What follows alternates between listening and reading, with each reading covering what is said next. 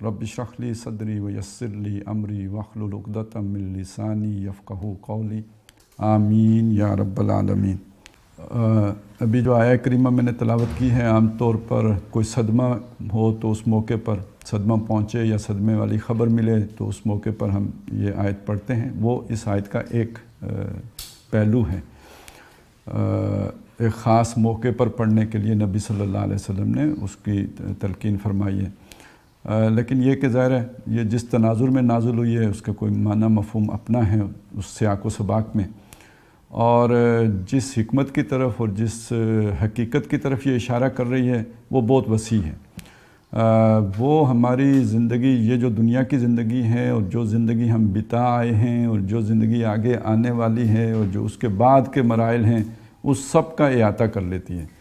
कि एक सफ़र का आगाज़ हुआ जो एक यूँ समझिए ज़ात बारी ताला से जिसकी शुरुआत हुई है और एक तवील चक्कर पूरा एक काट के तो फिर वापस उसी नुक्ते तक पहुंच जाना है, इन्ना लिल्लाहि, और ये पूरा सफ़र करके व इन्ना इलैहि राजिऊन।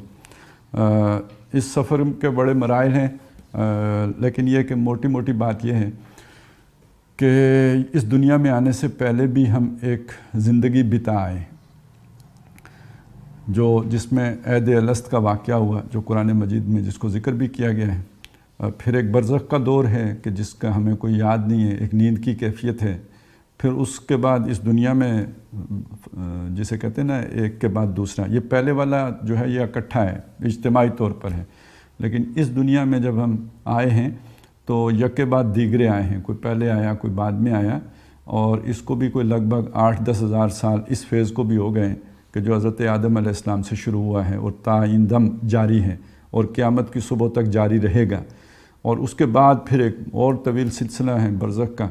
कई लोग बरज़ख में पहुंच चुके हैं, कई पिछली बरज़ख में हैं, कई अगली बरज़ख में चले गए हैं। जो यहाँ पे हैं उन्होंने कुछ अरसे के बाद अगली बरज़ख में जाना है और फिर सब के सब उसी बरज़ख में चले जाएंगे और फिर एक नई सुबह होगी जिसमें एक नए आलम के साथ में हमारी फिर आँख खुलेगी पूरे शऊर और इदराक के साथ, इन पिछली सारी तफसीलात के साथ।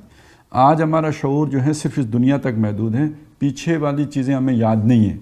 लेकिन तब जब हमारी दोबारा जो आँख खुलेगी तो अब हमारा शऊर जो है वो फबसरुकल यौमल हदीद, अब हमें सब सही सही नज़र आ रहा होगा। अब कोई यानी कोई शय आँखों से ओझल नहीं होगी, ये पूरा मंज़र हमारे सामने होगा। और फिर वो मरला है कि जन्नत या दोज़ख। और ये जो इलैहि राजिऊन में जन्नत वाले तो उन्हें तो कुर्ब हासिल हो गया, तक अल्लाह के करीब हो गए, जन्नतुल मावा चले गए या जन्नतुल फिरदौस चले गए। लेकिन दोज़ख वाले जो है उन्हें दूरी, अल्लाह से दूर कर दिया गया, गोया वो उनका बिल्कुल ही मादूम हो गए, उनका वजूद ही बाकी नहीं रहा। वो जन्नत में जाना कलअदम होने के मुतरादिफ है। तो ये तो पहली बात तो है कि ज़िंदगी का ये एक सफ़र है।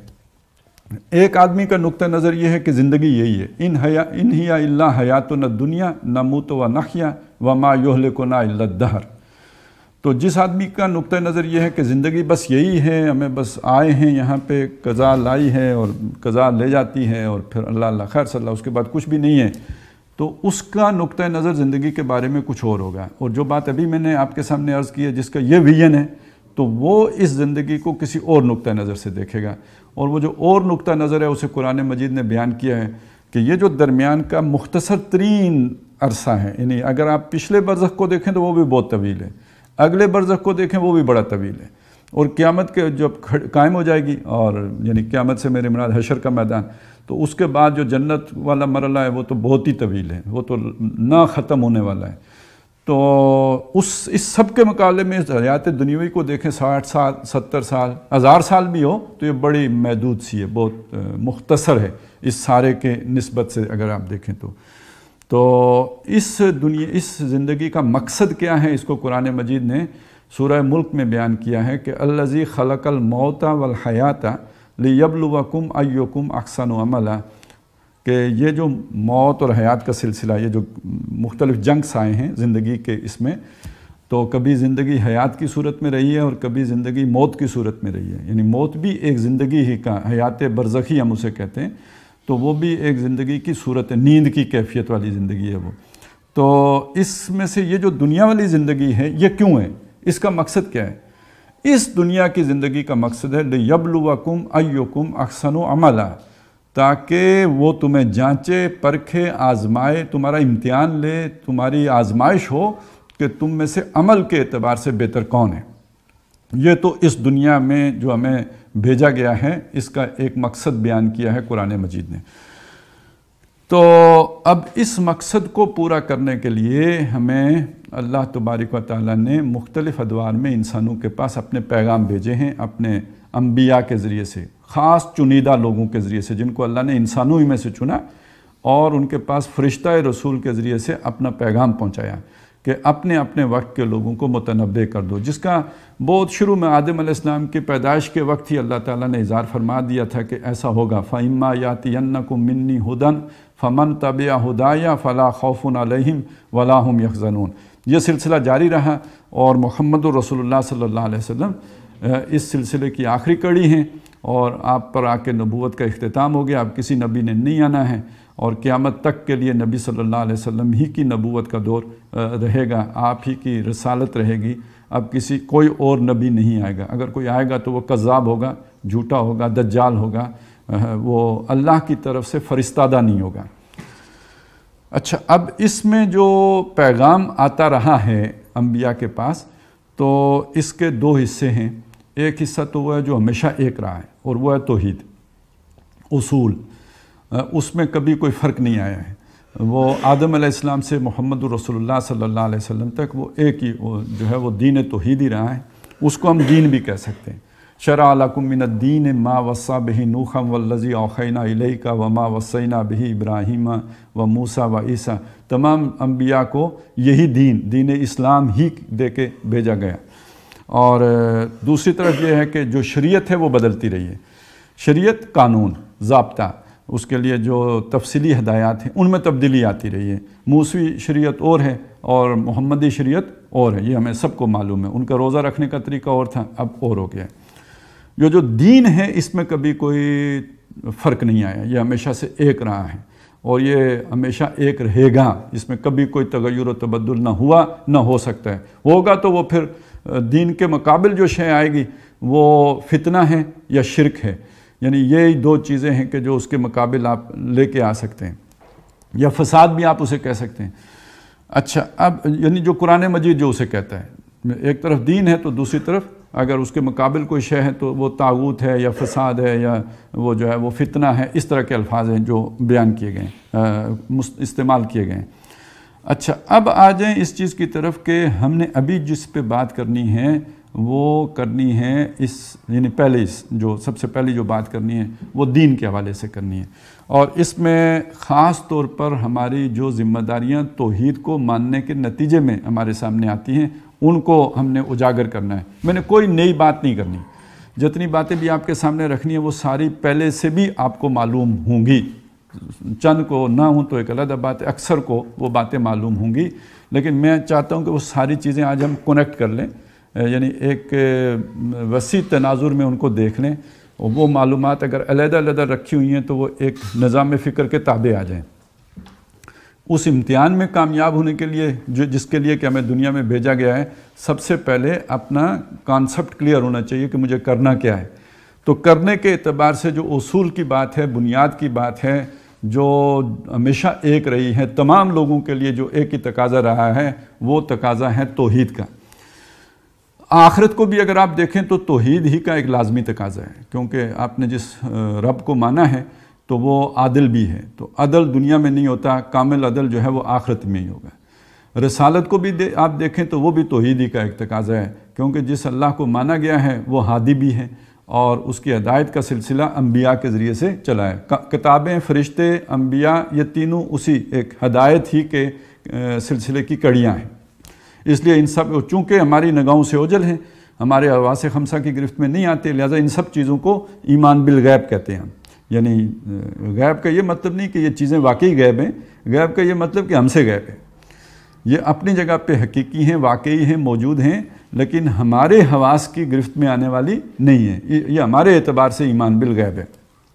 अच्छा, अब इसमें जो उसूल जो दिया गया है या उस रहनुमाई में, वो जैसे मैंने अर्ज़ किया वो तौहीद है। اور اس کو اگر میں یوں بھی آپ کے سامنے، یعنی یہ جو میں ابھی مضمون اٹھانے لگا ہوں، تو اس کو میں اس لیے بھی آپ کے سامنے رکھنا چاہتا ہوں کہ ہمارے اس دور میں جب یہ دوبارہ اجاگر کیا گیا کہ یہ بھی ہماری دینی ذمہ داریاں ہیں، تو پھر بعد میں اس کے ایک کاؤنٹر نریٹو آیا ہے، اور جو کاؤنٹر نریٹو آیا ہے اس میں ان آیات کہ جن سے ہم نے استدلال کر کے شہادت علی الناس یا اقامت دین کو ثابت کیا تھا، اس کا انہوں نے کہا کہ یہ اس کا ٹریڈیشنل جو ہے نا ایکسپلینیشن نہیں ہے جو آپ دے رہے ہیں، یہ نہیں ہے، یہ تو اس دور میں آ کے چند مفسرین نے اختیار کیا ہے۔ ہمارے اسلاف کے ہاں تو اس طرح کی اس کی جو ہے نا کبھی بھی اس کو انٹرپریٹ اس طرح نہیں کیا گیا جیسے آپ کر رہے ہو۔ تو میں اس لیے اسے ذرا تھوڑا کھول رہا ہوں تاکہ صرف انہی آیات کے حوالے سے چیز کو نہ دیکھا جائے، اس تصور کو نہ دیکھا جائے، ذرا اس کے وسیع تناظر میں، توحید کے تناظر میں اسے دیکھا جائے۔ اب جب ہم توحید کے تناظر میں اسے دیکھیں گے تو سب سے پہلے بات یہ ہے کہ اللہ کو ماننے کا مطلب کسی اپنے تصور کردہ ہستی کو ماننا نہیں ہے۔ دیکھیں، ہر شخص کا ایک سپر نیچرل کا کوئی نہ کوئی کانسیپٹ ہوتا ہے، اور آپ دیکھیں گے ہندوؤں کے ہاں بھی ہے۔ آپ کو سوسائٹی کے، اب یہ زمانہ تھوڑا سا مختلف آ گیا ہے، نہیں تو پہلے زمانوں میں تو شرک بھی سپر نیچرل ہستی کا کیا جاتا تھا نا، اسی کو ہمسر اور ند اور ضد بنایا جاتا تھا۔ تو یہ تو انسان کے اندر چونکہ ودیت کر دیا گیا ہے ایک تصور، کسی کامل ہستی کا تصور انسان کے اندر موجود ہے، اس کے دل میں پہلے سے معرفت یہ موجود ہے، لیکن چونکہ عقل وہاں تک نہیں پہنچ سکتی، لہٰذا وہ کبھی سورج کو، کبھی چاند کو، کبھی آگ کو، کبھی کس کو، کبھی کسی ہستی کو، کسی شخص کو وہ مرتبہ دے کے اس کے آگے جو ہے وہ جبین نیاز ٹیکتا رہا ہے، یا اس سے اپنی توقعات اور امیدیں وابستہ کرتا رہا ہے، یہ ہمیشہ رہا ہے۔ تو یہ انسان کے اندر ایک تصور پہلے سے موجود ہے۔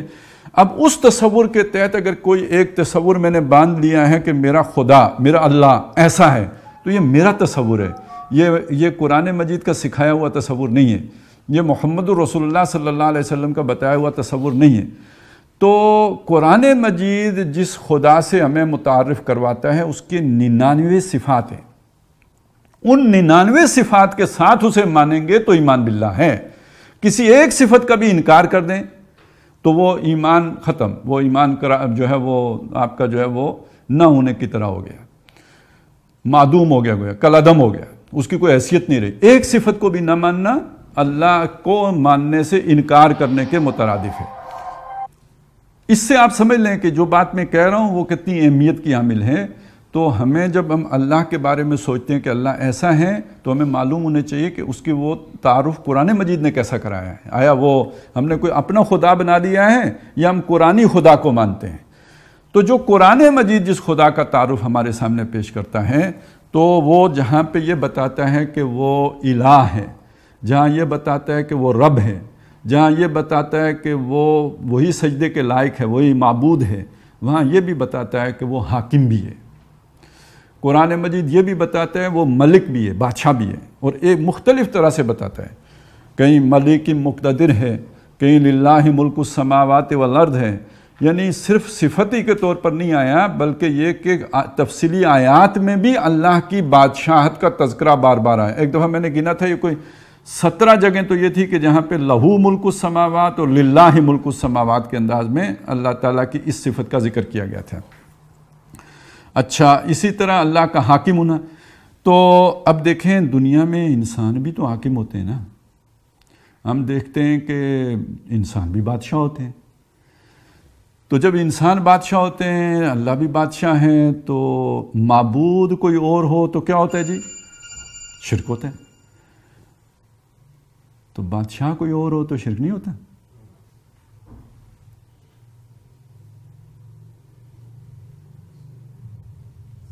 بالکل شرک ہوتا ہے جی۔ اس کی کسی کو چنتا ہے؟ وہ جو موحدین ہیں ہمارے معاشرے میں، جو سینے پہ جو ہے نا ہاتھ مار مار کے توحید کا جو ہے نعرہ بلند کرتے ہیں، انہیں یہ بھی کوئی فکر اندیشہ ہے کہ بادشاہ ہمارا کون ہے؟ اللہ بادشاہ ہے زمین کے اوپر۔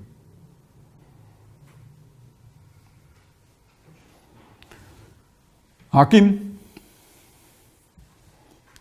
یہاں تو یہ نہیں کہتے میرا نام فرعون ہے یا میرا نام نمرود ہے، یہ نہیں کہتے، لیکن جو نمرود اور فرعون نے کہا وہ ضرور کہتے ہیں جب کوئی یہ کہتا ہے کہ اتھارٹی میں ہوں تو کیا کہتا ہے؟ فرعون میں ہوں. جب یہ کوئی کہتا ہے کہ بات میری چلے گی تو مرضی میری چلے گی. وہ ایک ہم نے آج کل سنا ہے مرضی میری، تو پھر اس پہ ہمیں بڑا غصہ آیا نا. تو یہاں تو سارے ہی اپنی مرضی چلا رہے ہیں نا. جس کے پاس طاقت آ جاتی ہے وہ کہتا ہے میری مرضی چلے گی، وہ میرا جسم میری مرضی ہے. یہ جو بڑے بڑے سرمایہ دار ہوتے ہیں، میرا مال میری مرضی ہوتی ہے کہ نہیں؟ تو جو حکمران بن جاتے ہیں اور جن کے پاس طاقت اور فوجیں آ جاتی ہیں، وہ نہیں کہتے کہ میرا ملک تو میری مرضی. تو یہ کوئی شرک نہیں ہے. آپ ویسے سوچ لیں، ہمارے لوگوں کو پتہ ہے کہ یہ بھی شرک ہے. یہ تو میں نے دو آپ کے سامنے صفات کے حوالے سے بات رکھی نا. چلیں یہ آپ کے لیے یہ صفتیں اگر کسی کے لیے اجنبی ہیں تو یہ الہ کی صفت تو اجنبی نہیں ہے نا، رب کی صفت بھی تو اجنبی نہیں ہے نا، یہ اللہ ہی کی صفات ہے نا. آپ اگر اللہ کو چھوڑ کر کسی اور کو رب مان لیں، ایمان رہے گا؟ نہیں رہے گا. الہ مان لیں تو نہیں رہے گا. کبھی آپ نے سوچا الہ کا معنی اور مفہوم کیا ہے؟ رب کا معنی اور مفہوم کیا ہے؟ نہیں سوچتے آپ. جو مفہوم ہمارے ذہنوں میں پیوست کر دیا گیا نا، بس ہم اسی کو سمجھتے ہیں کہ یہ ٹھیک ہے. ہم نے کبھی قرآن سے نہیں پوچھا کہ الہ کا مطلب کیا ہے. ہم نے کبھی قرآن سے نہیں جاننے کی کوشش کی کہ رب کا مفہوم کیا ہے. یہ قرآن ہی ہے جو ہمیں بتاتا ہے کہ جس کی بات آپ مانتے ہیں وہ بھی الہ ہے. افرائیت من اتخذ الہہ ہواہ، آپ نے اس شخص کو دیکھا جس نے اپنا الہ اپنی خواہش کو بنا لیا ہے.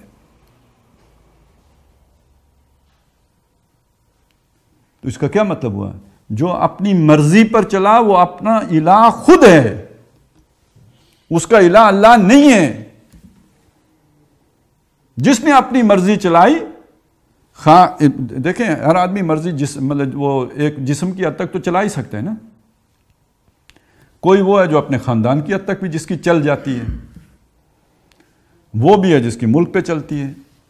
تو جو اللہ کی مرضی کو چھوڑ کر اپنی مرضی چلاتا ہے وہ اپنا الہ خود ہے، اور جو اس کی مرضی کو قبول کر لیتا ہے وہ در حقیقت اسی کی الہ ہونے کو تسلیم کر لیتا ہے. اس کا الہ اب اللہ نہیں رہا، یہ اس کا الہ ہے، یا یہ اس کے ساتھ اس نے کم از کم اللہ کے ساتھ اس کو شریک کر لیا ہے. اس معنی میں اگر آپ دیکھیں گے تو ہم میں سے ہر آدمی جو اپنی مرضی چلاتا ہے تو وہ اپنی ہی ذات کو اپنا الہ بناتا ہے. اس کو ذرا آگے چلائیں. جب میں یہ تسلیم کر لیتا ہوں کہ میرے بارے میں جو زندگی کے مختلف معاملات ہیں اس کا فیصلہ کرنے کا اختیار فلانی اتھارٹی کے پاس ہے، اور ایبسولوٹ اختیار ہے، جو قانون وہ بنا دے گی اس کے اوپر کوئی چیک نہیں ہے، اس کے اوپر کوئی کنڈیشن نہیں ہے، کوئی اس کی شرط نہیں ہے کہ وہ کوئی کسی حدود قیود کا پابند ہو. اس کے پاس ایبسولوٹ اتھارٹی ہے کہ میں اس کی بات کو تسلیم کروں. تو وہ اتھارٹی میرا الہ ہے یا نہیں؟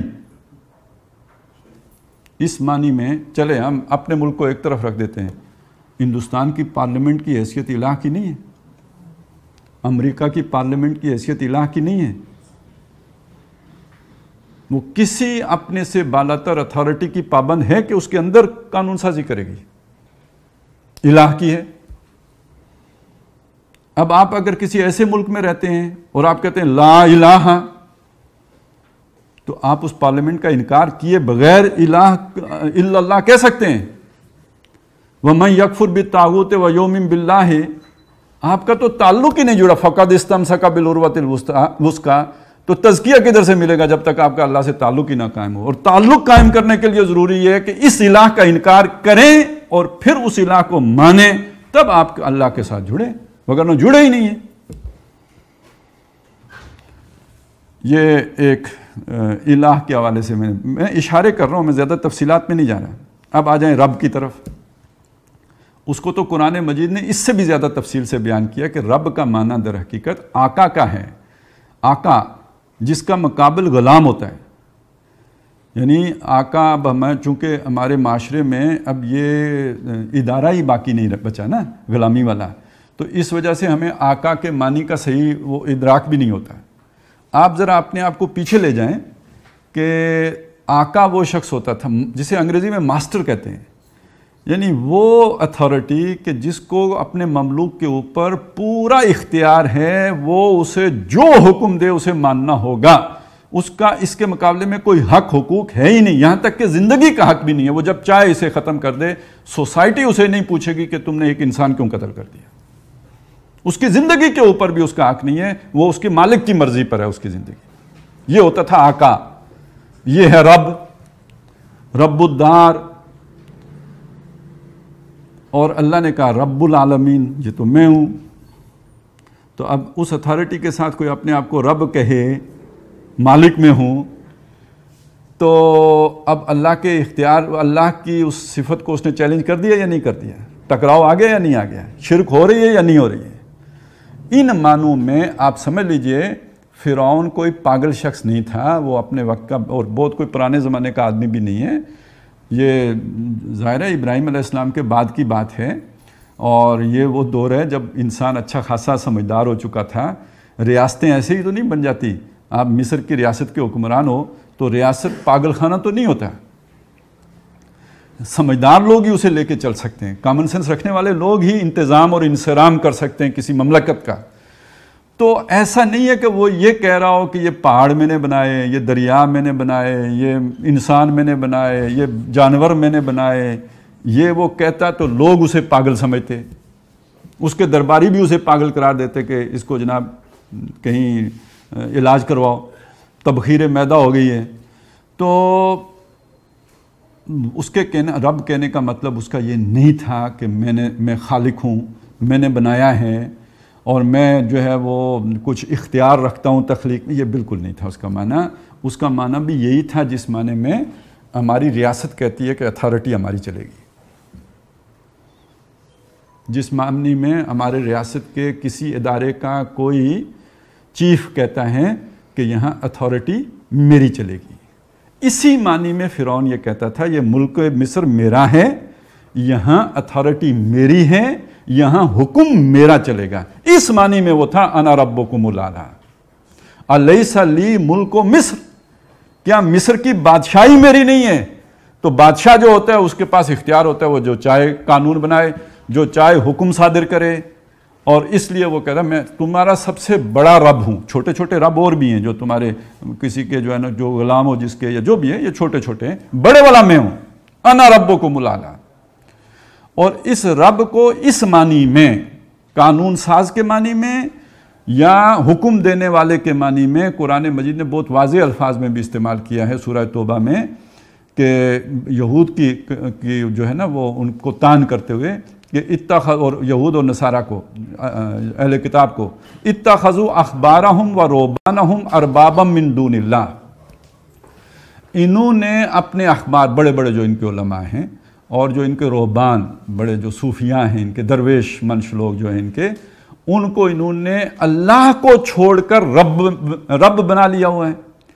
اور جب نبی صلی اللہ علیہ وسلم سے یہ بات پوچھی گئی کہ ایسا ہمیں سمجھ نہیں آئی کہ ایسا تو نہیں تھا کہ انہوں نے باقاعدہ یہ کہا ہو کہ یہ ہمارے رب ہیں، جیسے ہم نے کسی کو رب باقاعدہ نہیں کہا، تو انہوں نے بھی باقاعدہ روایت، یعنی جسے کہتے ہیں نا ایک رسم کے طور پر تو یہ بات نہیں کہی کہ یہ ہمارے رب ہیں، ہمارے علماء اور ہمارے صوفیاء۔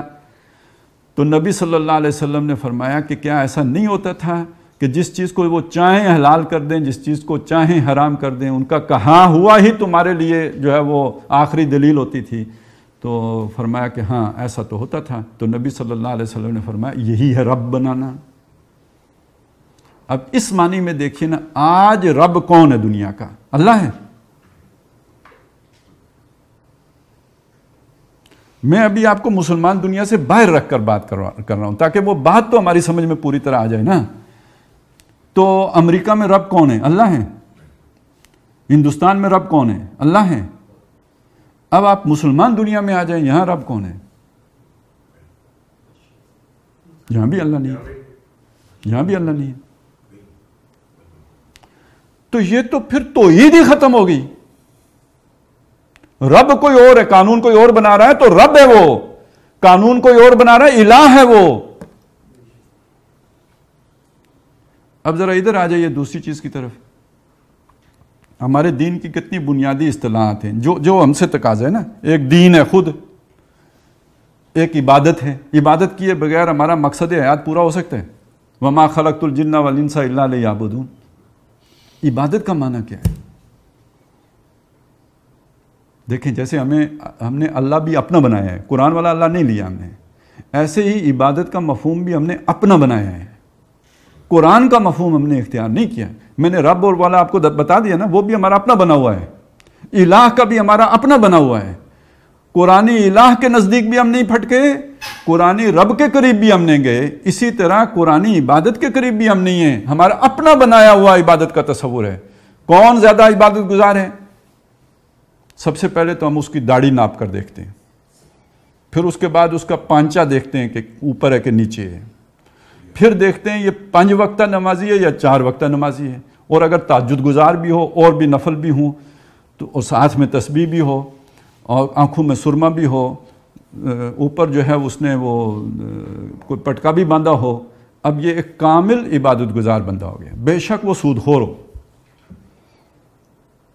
حج بھی کر لیا اس نے، بے شک یہاں پہ قبضہ گرو کا سرگنا ہو، بتا خور ہو، یہ کچھ اگر ہے ہمیں نظر آ گیا، ہم نے کہا جی بڑا عبادت گزار، وہ تہجد گزار بندہ۔ قرآن مجید عبادت کو غلامی کے معنی میں استعمال کرتا ہے کہ عابد در حقیقت وہ شخص ہوتا ہے کہ جو اپنے آقا کا ہمہ وقتی غلام ہوتا ہے۔ غلام ہوتا ہی ہمہ وقتی ہے، اس کے چھٹی کا کوئی دن نہیں ہوتا، اس کے پاس کوئی 8 گھنٹے کے بعد ریلیکس کرنے کا کوئی اس کا حق نہیں ہوتا۔ اس کا مالک جو اسے ریلیکسیشن دے دے اور جو کام اس سے مرضی لے لے، یہ اس طرح کی جاب نہیں ہوتی کہ جی آپ ڈرائیور ہیں تو مالک کا کام نہیں کریں گے اور کچن میں کام نہیں کریں گے۔ یہاں تو بس جو مالک نے حکم دیا وہ ماننا پڑے گا، یہ غلامی ہوتی ہے، یعنی 24 گھنٹے اور ہر چیز کی، اس کو غلامی کہتے ہیں۔ اور قرآن مجید نے اللہ تعالیٰ کو جو آقا یا مالک یا رب کے طور پر متعارف کروایا ہے تو اس کی غلامی کا جو تقاضا کیا ہے تو وہ اس معنی میں نہیں ہے جیسے گورے لوگ امریکہ میں جا کے کالوں کو غلام بنا لیتے تھے، زبردستی جبرن نہیں ہے، بلکہ وہ اس معنی میں ہے کہ تمہارا وہ رب وہ ہے کہ جس نے تمہاری ساری ضرورتیں پوری کی ہیں، تمہارے تمام جن چیزوں کا تمہیں نہیں بھی پتہ تھا نا وہ بھی اس نے تمہیں فراہم کی ہے، اور تمہیں ہر وہ نعمت دی ہے جس کی تمہیں ضرورت تھی اور بن مانگے دی ہے، تو وہ تمہارا محسن ہے، وہ تمہارا موتی ہے، عطا کرنے والا ہے، اور یہ تمہارے اپنی فطرت کی پکار ہے کہ جو تمہارا محسن ہو اس کے سامنے اس کے بدلے میں تمہیں بھی احسان کرنا چاہیے۔ ہل جزاء الاحسان الا الاحسان، لیکن یہ ایک ایسا محسن ہے کہ جس کی کوئی حاجت ہی نہیں ہے تو تم کیا احسان کرو گے اس کے اوپر؟ تو اب جہاں پہ احسان کے بدلے میں احسان نہیں ہو سکتا تو وہاں عبادت گزاری ہو سکتی ہے کہ اس کا ہر حکم مانو جو اس نے تمہیں دیا ہے۔ تو یہ تعلق بنتا ہے رب اور عبادت کا، اس کو آپ نے رب مانا تو آپ نے اس کی عبادت کرنی ہے، اور اس مقصد کے لیے انسان بنایا گیا ہے اور جن بنائے گئے ہیں، وما خلقت الجن والانس الا لیعبدون۔ اور اس کا تقاضا یہ ہے نہیں، یہ والی عبادت احسان کے جذبے کو سامنے رکھ کر جب ہوگی تو اس میں محبت کا ایلیمنٹ شامل ہوگا، یعنی یہ مجبوری کی نہیں ہے، مارے باندھے کی نہیں ہے، یہ کسی کے ڈر سے اور خوف سے نہیں ہے، یہ اس کی محبت سے سرشار ہو کر اس کی عبادت کرنا ہے، اور ہمہ وقتی کرنی ہے، ماجیتی کرنا ہے۔ اب اس میں آپ ایک بات سمجھ لیں جو سمجھنے کی اصل بات، کہ اگر اس میں کسی اور کی اطاعت شامل ہو جائے، اطاعت کسی اور کی شامل ہو جائے تو یہ عبادت خالص نہیں رہتی، یہ ملاوٹ شدہ عبادت ہو جاتی ہے، اور جب عبادت میں ملاوٹ ہو جاتی ہے تو یہ اسے اللہ قبول نہیں کرتا۔ آپ نے ایک سنا ہوگا، جملہ ہے، عام ہے، کہ عبادت کی قبولیت کے لیے خلوص شرط ہے۔ خلوص کس شے کو کہتے ہیں وہ بھی ہم سوچنے کی تکلیف گوارا نہیں کرتے، وہ سمجھتے ہیں میں نے نماز خلوص سے پڑھ لی تو خلوص ہو گیا۔ بھائی خلوص عبادت کو خالص کرنے کو کہتے ہیں، اور قرآن مجید نے اسی معنی میں اس لفظ کا استعمال کیا ہے کہ فَاعْبُدِ اللَّهَ، پس اللہ کی بندگی کرو، مخلص لہ الدین، اپنی اطاعت اس کے لیے خالص رکھتے ہوئے، تب وہ عبادت قابل قبول ہے۔ اگر آپ نے اس خلوص یعنی عبادت کے اندر کسی کی ملاوٹ کر دی ہے، کسی اور کی عبادت شامل کر لی ہے، تو کسی اور کی اطاعت شامل کر لی ہے، اب یہ خالص عبادت نہیں رہے گی، یہ ملاوٹ والی عبادت ہو جائے گی۔ جب ملاوٹ والی ہوگی تو قابل قبول نہیں ہے۔ یہ جو ایک تصور ہے نا کہ جی آپ نے کچھ اچھے کام بھی کیے تو کچھ برے کام بھی کیے، تو وہ ترازو پہ چڑھیں گے تو یہ پلڑا یہ والا دیکھا جائے گا، تو یہ ہم نے ترازو آلو پیاز تولنے والا ترازو نہیں ہے، یہ اللہ کا ترازو ہے، اور اللہ تعالیٰ نے ہر آدمی کی شاخلہ کے مطابق وہ ترازو بنایا ہے۔ میرا ترازو اور ہے، آپ کا ترازو اور ہے، یہ اس طرح کا ترازو نہیں ہے جیسے آپ نے سمجھ لیا ہے، اس کا معنی کوئی اور ہے۔ تو اب وہ میری ثقلت کہاں ہوں گے جا کے اعمال، یہ میں بھی نہیں جانتا، یہ اللہ ہی جانتا ہے، اور آپ کے کہاں جا کے ثقلت ہوں گے یہ بھی میں نہیں جانتا، اللہ جانتا ہے۔ یہ شاکلہ سے اس کا تعلق ہے، اور یہ اللہ ہی کو پتہ ہے کہ کس نے کتنا عمل کر لیا ہے کہ اب یہ پاس ہو سکتا ہے۔ ہو سکتا ہے کسی کے لیے 2 کلو، کسی کے لیے 10 کلو، کسی کے لیے 75 کلو، کسی کے لیے 1000 کلو، کسی کے لیے 1000 ٹن عمل درکار ہو۔ تو یہ پرسن ٹو پرسن ویری کرے گا، ایک سٹینڈرڈ نہیں ہے کہ جناب آپ نے 100 روپے لائے ہیں تو بدلے میں 2 کلو آلو مل جائیں گے، نہ، یہ ایسا نہیں ہے۔ یہ ایک بالکل علیحدہ ترازو ہیں، اور وہ تو ویسے بھی اس کو اس پر قیاس کرنا ہی ایک، جسے کہتے ہیں نا ایک متشابہات میں سے جو چیز ہے اس کو ایک ایسی شے پر قیاس کر لینا جو محکمات میں سے ہے، تو یہ تو بالکل قیاس ہی مال فارق ہے۔ تو اس بات کو سمجھ لیجئے کہ ہم نے تو خیر یار پتہ نہیں، وہ باتیں کرنے کی بھی بعض اوقات آدمی کو ڈر لگتا ہے، وہ ہوتا ہے نا جی، فتویٰ بھی لگ جاتا ہے، لیکن یہ کہ بہرحال دیکھیں اصلاح نہیں ہو سکتی جب تک وہ باتیں ہم کر نہ لیں، کیونکہ ہم نے خود اتنی، جیسے پاکستان کے آئین میں طاقتوروں نے ڈنڈیاں ماری ہوئی ہیں نا، وہ ادھر سے ناک اس کی پکڑ لیں، ادھر سے کان پکڑ لیں، جدھر مرضی موم کی ناک بنا دیں، وہ کام ہم نے اللہ کے دین کے ساتھ کیا ہوا ہے۔ واضح واضح آیتیں ہیں، لیکن یہ کہ ہم نے انہیں جہاں پہ خطرہ محسوس ہوا وہاں کی دور ازکار تعبیرات کر کے اپنے لیے اپنا الو سیدھا کر دیا۔ اب وہ یہودیوں کے لیے یہ آیت آئی ہے، مجھے بھی پتہ ہے یہودیوں کے لیے آئی ہے، لیکن اللہ نے اصول بیان کیا ہے کہ بلا من کسب سیئۃ واحاطت بہ خطیئتہ فاولئک اصحاب النار هم فیہا خالدون۔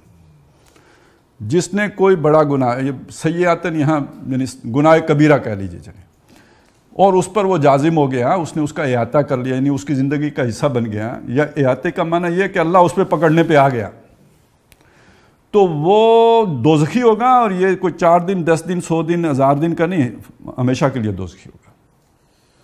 اب جو لوگ جو جرت کر کے اور جسارت کر کے اللہ کو سمجھانے کی کوشش کرتے ہیں کہ یہ بات یوں کر کے کہنی چاہیے تھی، وہ ذرا سیاق و سباق کو دیکھیں نا۔ اس کے بعد آگے وہ آیت آ گئی ہے والذین آمنوا وعملوا الصالحات، جو نیک عمل کریں گے، ایمان لائیں گے، اولئک اصحاب الجنت هم فیہا خالدون۔ تو وہ تو اللہ نے خود بتا دیا جنتی کون ہے، دوزخی کون ہے۔ پھر اس کا کیا کریں گے؟ ایک گناہ ہے نا سود کھانا، ایک گناہ ہے، ومن عادا فاولئک اصحاب النار هم فیہا خالدون۔ جس نے اعادہ کیا، اب اس کے پاس موعظہ آ گئی، اللہ کی موعظہ آ گئی، نصیحت آ گئی، معلوم ہو گیا سود حرام ہے، پھر بھی کھایا، لگاؤ اللہ پہ فتویٰ۔ اس نے اہل سنت کے موقف کے خلاف آیت قرآن میں اتار دیے۔ تو ہیں بھائی، چلو ڈرانے ہی کے لیے تو ڈراؤ تو صحیح۔ اس کو بھی آپ اگر وہ پٹیاں اپنی چڑھا کے تو اس کو بھی آپ ہومیوپیتھک آیت بنا دو گے تو پھر ڈرانے کا اللہ کا فائدہ تو ختم کر دیا نا آپ نے۔ تو یہ بات دیکھیں کہ یہ بات جب اس طرح اصولی طور پر دیکھیں گے تو عبادت خالص چاہیے، اس میں ایک گناہ بھی شامل ہو گیا اور اس نے گھیر لیا، سارے کیے کرائے پہ پانی پھر جائے گا۔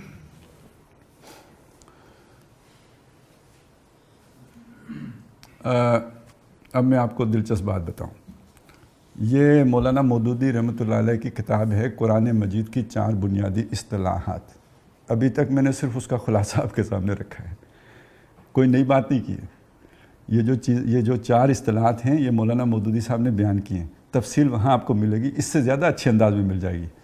آپ اسے ایک دفعہ پڑھ تو لیں، آپ کو سمجھ آ جائے گی کہ قرآن مجید ہے کیا۔ اور بہت سال پہلے کی بات ہے، ایک کتاب کسی سٹال پہ نظر سے گزری، لکھا ہوا تھا فتنہ مودودیت. میں نے لے لی اور جا کے پڑھنی شروع کی. 3-4 صفحے پڑھے، اس کے بعد طبیعت ہی اکتا گئی. سٹائل ہی ایسا تھا. تو اس میں جو مودودی صاحب کے فتنے تھے نا، ان میں سے ایک فتنہ تھا، یہ بھی تھا کہ انہوں نے عبادت کا ہی ایک نیا مفہوم بیان کر دیا. عبادت تو نماز روزے کو کہتے ہیں، اتنی بڑی عبادت کتوں آ گئی؟ تو اب آپ بتائیں قرآن مجید عبادت کس کو کہتے ہیں؟ ادخلوا فی السلم کافہ کا کیا مطلب ہے؟ اسلام میں پورے کے پورے داخل ہو جاؤ. افتؤمنون ببعض الکتاب وتکفرون ببعض فما جزاء من یفعل ذلک منکم الا خزی فی الحیاۃ الدنیا ویوم القیامۃ یردون الی اشد العذاب. اس کا کیا مطلب ہے؟ آپ کہتے ہو ادھر بھی ترازو لگے گا، اس پلڑے پہ نیکیاں چڑھیں گی، اس پہ برائیاں چڑھیں گی. اللہ کہتا ہے کہ اگر تم نے آدھا مانا آدھا نہ مانا تو دوزخ میں جاؤ گے. دنیا میں ذلیل ہوگے، دوزخ میں عام کافروں کے برابر نہیں، منافقوں کے برابر جاؤ گے، سب سے نیچے والے میں جاؤ گے. اشد العذاب. تو وہ جو ہے نا الہ اور رب ماننا اللہ کو، یہ توحید خالص ہے، علمی توحید ہے، نظری توحید ہے. عبادت، اطاعت، اس توحید کے تقاضے کے طور پر اپنی زندگی میں لے کے آنا، یہ توحید عملی ہے. میں اگر توحید خالص کا قائل بھی ہوں، میری زندگی میں وہ خلوص اور اخلاص نہیں ہے، تو میری زندگی میں توحید عملی نہیں ہے.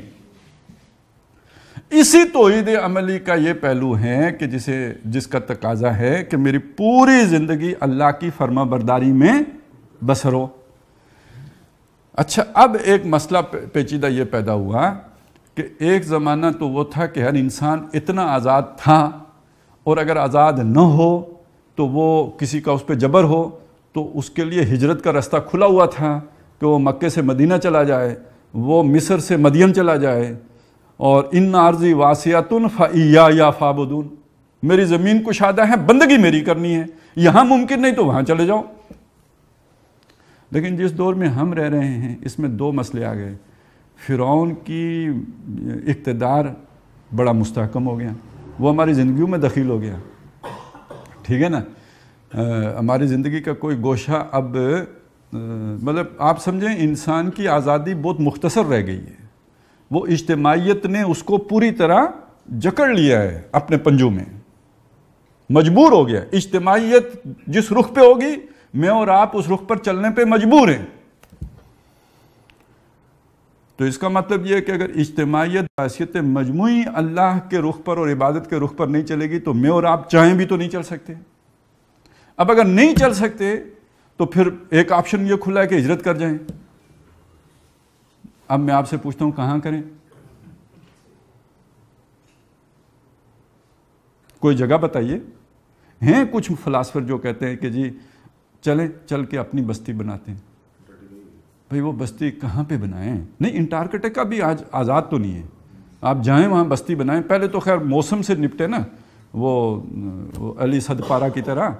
تو اس کے بعد اگر آپ کامیاب ہو بھی گئے تو جو ہی آپ بنا کے فارغ ہوں گے، کسی کو پتہ لگے گا کہ یہ روشنی یہاں سے منعکس ہو رہی ہے، تو پھر اس کے بعد وہاں تو آپ کو کسی نے ایٹم بم بھی مار دیا تو دنیا کو تو نہیں پتہ چلے گا کہ شہداء کی تعداد کتنی ہے.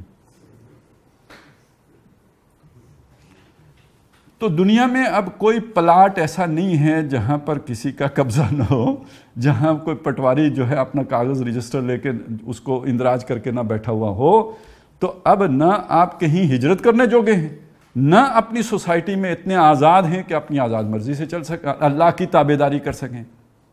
لہٰذا اب آپ کی مجبوری ہے کہ سوسائٹی کو سیدھا کریں گے، کوشش کریں گے، تب جا کے کسی نہ کسی درجے میں آپ اللہ کی عبادت کا حق ادا کر سکیں گے. وگرنہ زندگی کا 90% حصہ وہ ہے جس میں آپ سوسائٹی کی ماننے پر مجبور ہیں. 10% حصہ وہ ہے جو آپ مسجد میں جا کر سجدہ کریں گے، کبھی حج کرنے چلے جائیں گے، کچھ اس طرح کا کر لیں گے. اس میں آپ سمجھیں میں نے عبادت کر لی تو کیا کمال کر لیا آپ نے. اور اس پر اگر آپ اس 10% کو کر کے مطمئن بھی ہو جائیں کہ یہ 90% پر غیر اللہ کی حکمرانی برقرار رہے، یہ 10% پہ جو میں نے اپنی وہ کر لی ہے تو اللہ مجھے بخش دے گا، تو یہ فریب ہے یا نہیں ہے؟ اب میں آپ کو بتاؤں، یہ جو رب ہوتا ہے نا، اس کا بھی تو کوئی ایک تقاضا ہوتا ہے نا رب کا. اس میں غلطی، کمی، کوتاہی، تقصیر رب معاف کر دیتے ہیں. اللہ تو بہت معاف کر دیتا ہے، دنیا والے بھی معاف کر دیتے ہیں. میں آپ کے کوئی چودھری صاحب ہیں کسی گاؤں کے، تو اس نے کہا تھا کہ جی اس دفعہ آپ نے گندم بونی ہے. وہ جو بھی اس کا مزارع تھا اس نے نہیں بوئی، یا اس کی جگہ جو بو دیے، کچھ بھی ہوا، ڈانٹے گا، ڈپٹے گا، کچھ اور جو ہے وہ گالیاں دے گا. بہرحال اس کے بعد بھی وہ اسی کا مزارع رہے گا. لیکن جس دن چودھری صاحب کو یہ پتہ چلے کہ کام تو اس نے پورا کیا ہے، جو میں نے کہا تھا سب کیا ہے، لیکن اندر سے یہ دوسرے چودھری کے ساتھ ملا ہوا ہے، اب ڈانٹے ڈپٹے گا نہیں، اسے گولی مارے گا، اس کے گھر کو آگ لگائے گا، اس کی کوئی شے وہاں پہ، اسے وہاں رہنے کی اجازت اب نہیں مل سکتی. تو یہ جو دوسرے رب بن کر بیٹھے ہوئے ہوتے ہیں، ان کی وفاداری کرنا، یا ان کی جو بھی اللہ کے مقابلے میں جو اتھارٹی ہے اس کو چیلنج نہ کرنا، اس کے خلاف بغاوت نہ کرنا، یہ دراصل اللہ سے بغاوت ہے.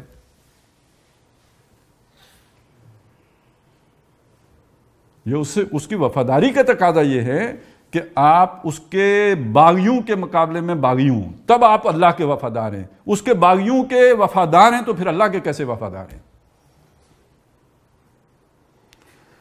یہ وہ شے ہیں جس کو ہم سمجھانے کی کوشش کرتے ہیں کہ اقامت دین کے بغیر عبادت کا جو ہے نا وہ تقاضا بھی پورا نہیں ہوتا. اب ظاہر ہے جب آدمی سمجھاتا ہے اس میں کوئی ڈائریکٹ میتھڈ بھی اختیار کر لیتے. میں نے آج نیچے اتر کے نا تذرہ تفصیل سے بات کی ہے. ہم کہتے ہیں جی ان اقیم الدین قرآن میں آیا ہے، لیظہرہ علی الدین کلہ، وہ آ گیا. اب اس کو کچھ لوگ کہتے ہیں جی ہم نے کاؤنٹر کر لیا، وہ اپنے وہ فائن ٹیوننگ کر کے نا اس کو ٹویسٹ کر کے، تو وہ چلیں جی مسئلہ حل ہو گیا. لیکن اصول سے لے کے چلیں اگر بات کو، تو اصول یہ ہے کہ آپ کو مفر ہی نہیں ہے. اس دین کا تقاضا یہ ہے کہ آپ یہ جدوجہد کریں، تب آپ اللہ کے وفادار ہیں. اور اگر یہ نہ کریں تو آپ کسی اور چودھری کے وفادار ہیں. پھر نمازیں بھی پتہ نہیں آپ کے منہ پہ پڑیں گی یا کیا ہوگا ان کا. یہ ہے اصل جو سمجھنے کی بات ہے. اچھا، اب میں نے جو شروع میں ایک بات آپ کے سامنے رکھی تھی نا، دین اور شریعت کا فرق. اب یہ جو ساری میں نے آپ کو پورا یہ استدلال آپ کے سامنے رکھا ہے نا، یہ مسئلہ دین کا ہے، یہ توحید کا مسئلہ ہے. اور یہ جو آپ کے فنون ہیں نا، جو دیگر جن سے آپ ناپ تول کرتے ہیں کہ بھئی یہ چیز فرض ہے تو فرض عین ہے تو فرض کفایہ ہے، یہ تو شریعت سے بحث کر رہے ہوتے ہیں. نماز کیسے پڑھنی ہے، روزہ کیسے رکھنا ہے، یہ ان چیزوں کو گن اور ناپ رہے ہوتے ہیں جو گنی اور ناپی جا سکتی ہیں. نمازیں کتنی ہیں؟ 5. روزے کتنے ہیں؟ ان کا دورانیہ کیا ہے؟ ٹائم کون کون سا ہے؟ ناپے جانے والی چیزیں، تولی جا سکنے والی چیزیں، مقدار جن کا تعین ہو سکتا ہو، وہ چیزیں ہیں جو فقہ کی گرفت میں آتی ہیں. محبت فقہ کی گرفت میں آ سکتی ہے؟ غیر اللہ کی محبت کے ساتھ اللہ کی اطاعت قابل قبول ہو سکتی ہے؟ نہیں ہو سکتی نا. محبت تو وہ شے ہے جو فقہ کی ترازو پہ تل ہی نہیں سکتی. ایک بندے نے جان دے دی اللہ کی راہ میں، وہ خون تول کے حساب لگائیں گے آپ کے اس کا کیا اجر ہے؟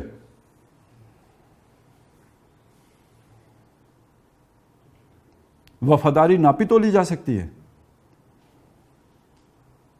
یہ دین کے تقاضے ہیں، یہ ناپ تول میں نہیں آتے. تو اب دین کے حوالے سے یہ بات سمجھ لیں کہ دین بھی ہم نے یہی سمجھ لیا بس نماز روزہ یہ دین ہے. بھائی دین اگر آپ قرآن مجید سے دیکھیں، اور میں زیادہ تفصیل میں جانا نہیں چاہتا، وقت ہمارے پاس تنگ ہے، تو وہ جو میں نے بات ایک عرض کی تھی نا کہ جس کو آپ نے اتھارٹی مانا ہو کہ یہ قانون دے سکتا ہے، جس کو آپ نے رب مانا ہے نا، جس کی یہ اتھارٹی ہے کہ وہ حکم دینے کا اختیار رکھتا ہے. در حقیقت جو شخص جس جگہ پہ حکم، یا جس علاقے میں یا جس مملکت میں حکم دینے کی اتھارٹی رکھتا ہو، وہ علاقہ اسی کا دین کے تابع ہوتا ہے. وہ خود اس جگہ کا دین دینے والا ہے، وہ رب ہیں اور یہ اس کا دین ہے. اس معنی میں قرآن مجید نے دین الملک کی اصطلاح استعمال کی ہے. جو موسیٰ علیہ السلام اور یوسف علیہ السلام کا جو واقعہ آتا ہے نا، جب انہوں نے اپنے بھائی کو اپنے پاس بنیامین کو روک لیا، تو اب اس کے بعد اللہ تعالیٰ نے وہ جو بھی تدبیر کی، کذالک کدنا لیوسف، اس طرح ہم نے یوسف کے لیے یہ تدبیر کی. اور ما کان لیاخذ اخاہ فی دین الملک، یوسف کے لیے ممکن نہیں تھا کہ بادشاہ کے دین میں اس کو اپنے پاس روکتا ہے. تو یہاں پہ بادشاہ کا دین کا کیا مطلب ہوا؟ کیوں؟ وہاں قانون بنانے کا اختیار بادشاہ کے پاس ہے، وہ دین الملک ہے. اور جہاں قانون بنانے کا اختیار اللہ کے پاس ہو وہ دین اللہ ہے. اور ہمارے ملکوں میں اس وقت دین جمہور نافذ ہے، آئینی طور پہ، قانونی طور پر.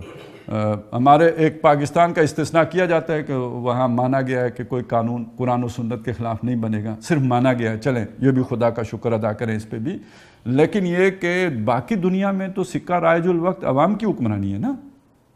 اور جہاں عوام کی حکمرانی نہیں ہے وہاں کوئی کسی کا کنگڈم ہے اپنا، اس کی اتھارٹی ہے جس پر وہ نافذ ہو رہا. تو وہاں دین الملک ہے تو کہیں دین جمہور ہے. دین اللہ تو دنیا میں کہیں بھی نہیں ہے نا. تو دین کا یہ معنی بھی ہم نے اس کو، بلکہ ایک اور مصیبت یہ آئی کہ مغرب میں ایک لفظ استعمال ہوتا تھا ریلیجن، اس کا ترجمہ لوگوں نے کر دیا مذہب، اور اسلام کو بھی ریلیجن مان لیا. تو اس معنی میں اسلام ریلیجن نہیں ہے. ریلیجن یا مذہب جو اس ریلیجن کے ٹرانسلیشن میں جو اس شے کو مذہب کہا گیا ہے وہ ہوتا ہے انسان کے انفرادی معاملات سے بحث کرنے والے جو بھی ہدایات اور رہنمائی ہوتی ہیں. میرا عقیدہ کیا ہے، میرا مراسم عبودیت کیا ہے، میرا جو ہے مرنے اور جینے اور شادی بیاہ کے طور طریقے کیا ہیں، ان امور سے جو متعلقہ چیزیں ہوتی ہیں اس کو کسی آدمی کا مذہب کہہ کے کہتے ہیں یہ اس کا پرسنل معاملہ ہے اور یہ اس میں ریاست مداخلت نہیں کرے گی، ریاست کسی کے عقیدے کو نہیں چھیڑے گی. اور اس معنی میں پھر کہتے ہیں ریاست کا کوئی مذہب نہیں ہوتا. لیکن ریاست کا مذہب ہم بھی کہتے ہیں کوئی نہیں ہوتا. اسلام بھی کسی کے عقیدے کو نہیں چھیڑتا، لا اکراہ فی الدین. لیکن کیا ریاست کو کوئی دین بھی نہیں ہوتا؟ ریاست دین کے بغیر نہیں چل سکتی. یا دین اللہ ہوگا، یا دین جمہور ہوگا، یا دین الملک ہوگا. تو اس وقت دنیا میں دین اللہ نہیں ہے، کسی مسلمان ملک میں بھی نہیں ہے. یہ جو بھی ہے یہ غیر اللہ کا دین ہے جو انسانوں کے اوپر نافذ ہے، اور اتنے جبر کے ساتھ نافذ ہے کہ آپ کہیں ہجرت کر کے بھی نہیں جا سکتے. اب یہ جو جد و جہد ہے جسے ہم اقامت دین کی جد و جہد کہتے ہیں، یہ جد و جہد در حقیقت یہ سمجھ لیجئے کہ ایک درجے میں کفارہ بن جاتی ہیں اس گناہ کا کہ جس رخ پر اجتماعیت جا رہی ہوتی ہے، اس جبر میں ہم جو اللہ کے دین سے ہٹ کر چل رہے ہوتے ہیں. یعنی چلیں میں اس کو آپ ذرا اگر آپ کہتے ہیں میں تھوڑا کھول لیتا ہوں. ہمارے ملک کا معاشی نظام سود پر استوار ہے، پوری معیشت میں سود رچا بسا ہے. ایک آدمی پورا رزق حلال اپنے تئیں کماتا ہے اور بڑی اچھی نوکری اسکول میں بچوں کو پڑھاتا ہے، لیکن جس خزانے سے تنخواہ پاتا ہے وہ تو سود پر استوار ہے.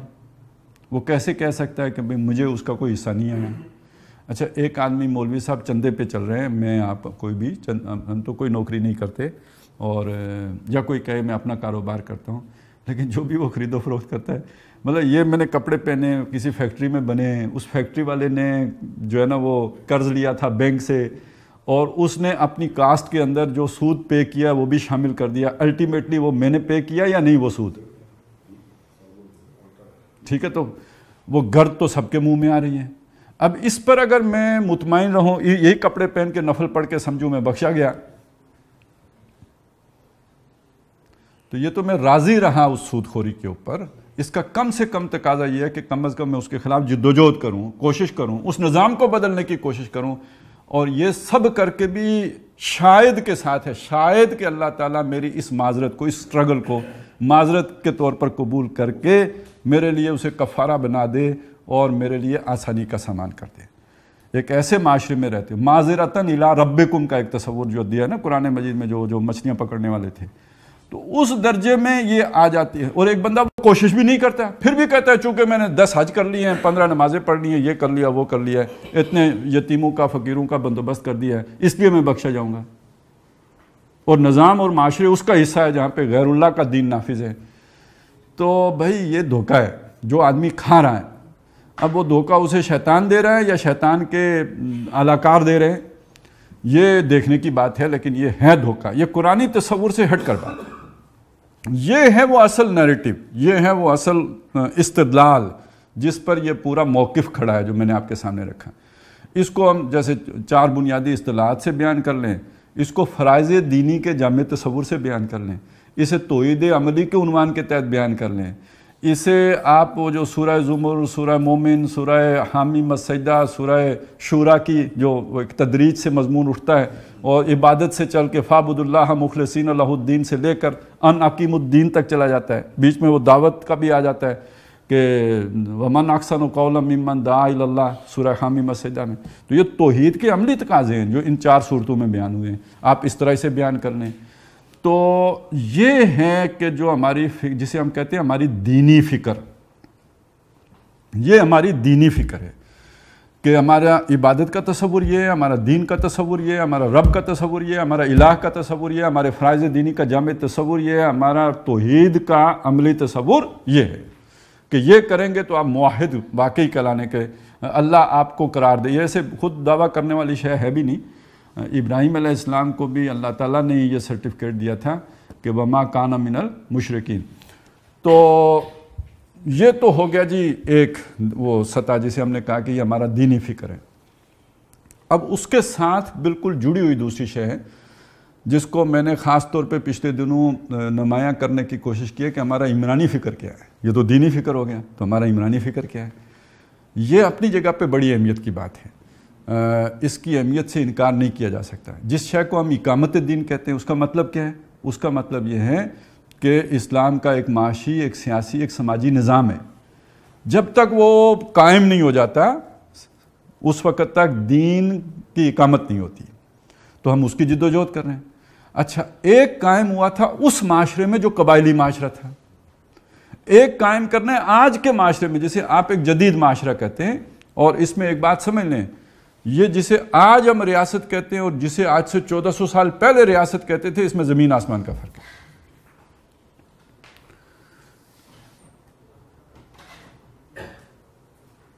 یعنی آپ ایک اس طرح دیکھ لیں، چلو ایک تو بہت آسانی سے سمجھ آ جائے گا. یہ ہندوستان ہے، ایک ملک ہے، اس میں کتنی ریاستیں تھیں؟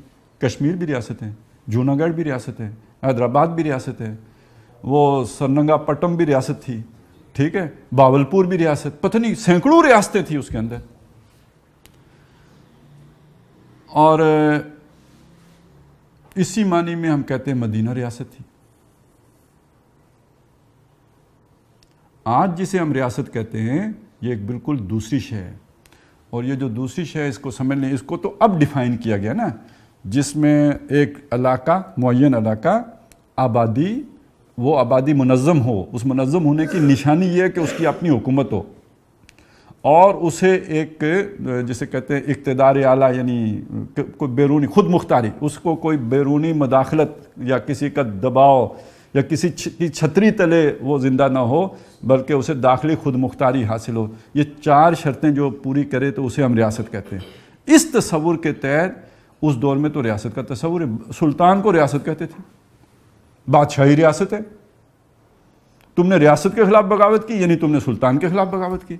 یہ حضرت حسین رضی اللہ تعالیٰ عنہ کو کیوں شہید کر دیا گیا تھا؟ وہ ریاست کے خلاف بغاوت سمجھی گئی تھی، حالانکہ وہ تو حکومت کے خلاف بغاوت تھی. اس وقت حکومت اور ریاست کو علیحدہ کرنے کا کوئی تصور ہی موجود نہیں تھا. ایک اس اعتبار سے یہ بالکل ایک ماڈرن کانسیپٹ ہے.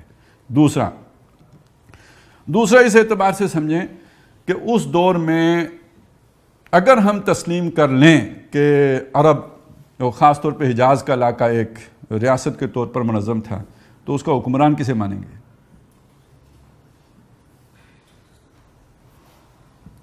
اصلاً تو کوئی باضابطہ حکمران تھا ہی نہیں. اور اگر کسی درجے میں کسی کوئی رسماً حکومت تھی بھی تو قریش کی تھی، جن کی کچھ باقی سارے مان لیتے تھے. کوئی بہت بڑی اس طرح کی اتھارٹی نہیں تھی ان کی کہ سب ان کے آگے گردن جھکا دیتے ہوں. جیسے آج حکومت کی مانی جاتی ہے ایسی قریش کی مانی جاتی ہو، ایسی حکومت تو بالکل نہیں تھی. لیکن وہ جو ان کا ایک مذہبی مقام تھا اس کی وجہ سے کچھ نہ کچھ ان کا انفلوئنس ضرور تھا، تو ہم انہیں رسمی حکمران مان لیں. نبی صلی اللہ علیہ وسلم مکے سے نکلے، مدینے میں آ کے آپ بیٹھ گئے، یعنی قریش کے خلاف آپ نے بغاوت کر دی۔ اگر وہ حکومت تھی تو حکومت کے خلاف اس کا ایک بغاوت ہو گئی اور ایک علاقے پر جا کے انہوں نے قبضہ کر لیا، لیکن وہ کوئی ایسا اقدام نہیں کر سکے کہ اس بغاوت کو فروغ کر سکیں، کلا کما کر سکیں، روک سکیں، ناکام بنا سکیں۔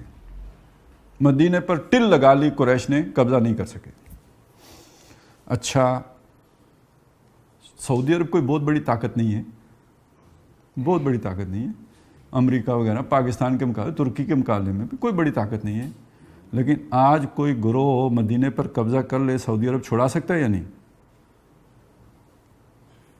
داعش ہی کر لے، تیسرے دن نہیں چھوڑیں گے۔ آج کی ریاست کا یہ فرق ہے۔ سری لنکا جیسی حکومت بھی نہیں چھوڑتی، تامل ناڈو جیسی طاقت کو جس کے پیچھے انڈیا ہو۔ آج کی ریاست وہ ہے کہ امریکہ جیسی طاقت افغانستان میں آ کے سر رگڑ رہی ہے، قبضہ نہیں جما پا رہی۔ بہت بدلی ہوئی ریاست ہے، ہمارے لوگوں کو اس چیز کا احساس ہی نہیں ہے۔ وہ کہتے ہیں جیسے وہاں ہوا تھا تو بالکل یہاں پہ بھی ویسے ہی ہو جائے گا۔ تو اس چیز کو ہم جو ہے نا وہ یعنی جب سیاسی نظام وہاں پہ کیا تھا، معاشی نظام، اب سوچیں وہاں بینک ہی نہیں تھے، آج بینک ہیں یا نہیں ہیں؟ کیسے دنیا کے ساتھ آپ ٹریڈ کریں گے؟ بینکوں کو ختم کر دیں اگر تو کیسے ٹریڈ کریں گے؟ کن اصولوں پر ہوگی؟ اور بینک ہوں گے تو کن اصولوں پر چڑھیں گے؟ بالکل نئی بات ہے یا نہیں ہے؟ نیا مسئلہ ہے یا نہیں ہے؟ ریاست کے یہ جو اختیارات ہیں یہ رہیں گے یا لوگوں کو وہ دوبارہ قبائلی صورت میں منظم کریں گے یا تھانہ کچہری رکھیں گے؟ بھئی آپ کے اگر قبائل ہوں تو تھانہ رکھنے کی تو ضرورت نہیں ہے نا۔ قبیلے کے نظام کے اندر ہر آدمی جواب دہ ہے، اپنے جو بھی ان کا اپنا ایک پورا جو ہے نا وہ ایک چین آف کمانڈ ہے، اس کے اندر ہر آدمی اکاؤنٹیبل ہے۔ جس نے غلطی کی تو اس کا اپنا جو بھی وہ سب ٹرائب ہیں، اس کے چیف ہیں، وہ پوچھ گچھ کا سلسلہ اوپر بڑے چیف سب تک چلا جاتا ہے، تو وہاں تو پولیس رکھنے کی ضرورت نہیں ہے۔ لیکن آج قبائل دوبارہ بن سکتے ہیں؟ ویسے سوچیں، وہاں اولو الامر بنے بنائے، کڑے کڑائے اللہ کی طرف سے تیار شدہ مل رہے ہیں۔ یہ قبیلہ ہے، اس کے 5 آدمی لے لو، یہ قبیلہ ہے، اس کے بڑے 5 سردار لے لو، وہ لے لو، ان کو بٹھاؤ، یہ شورا ہے، یہ اولو الامر ہیں، اصحاب حل و عقد ہیں، اللہ اللہ خیر صلی اللہ۔ آج قبیلے ہی نہیں ہے تو آپ اصحاب حل و عقد کہاں سے بنائیں گے اور کیسے بنائیں گے؟ شورا کیسے تشکیل دیں گے؟ تو کچھ ذہنی غلام یہ سمجھتے ہیں، میں جان بوجھ کے سوچ کے یہ لفظ استعمال کیا کہ یار کوئی بات نہیں ہے، ہمارے کور کمانڈر ہیں نا، بس وہ اصحاب حل و عقد ہیں۔ ہاں ایک حل ہے، اگر آپ کو قبول ہے تو بس ٹھیک ہے، میں بھی قبول کر لوں گا۔ میرا نہیں خیال کسی معقول آدمی کو یہ حل قبول ہو سکتا ہے۔ ایک حل اور بھی ہے، ہمارے علماء حضرات ہیں نا، 5-6 وفاق ہیں، وہ کیا وہ ہوتے ہیں، وہ وفاق المدارس اور تنظیم المدارس اور رابطۃ المدارس، وہ ہر جو اس کا بڑا ہے اس کو لے کے تو ایک اصحاب حل و عقد بنا لو تو بس ٹھیک ہے، چل جائے گا۔ ہاں بھائی، مطلب ایک حل ہے، لیکن آپ کی قوم کے لیے قابل قبول ہو سکتا ہے یہ حل؟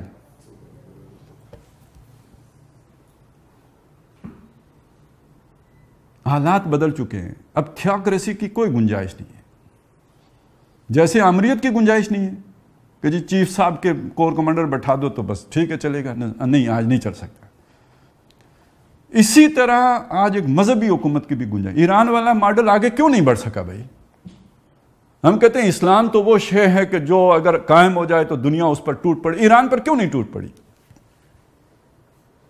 تھیوکریٹک اسٹیٹ ہے، وہ کوئی ماڈرن حل نہیں پیش کر سکے کہ جو دنیا کے لیے قابل قبول ہو۔ ایون افغانستان کے لیے قابل قبول ہوتا ہے، 9 آزاد مسلم ریاستیں جو روس سے آزاد ہوئی ان کے لیے قابل قبول ہوتا ہے، کسی مسلمان ملک کے لیے قابل قبول ہوتا ہے ہو ہی نہیں سکتا۔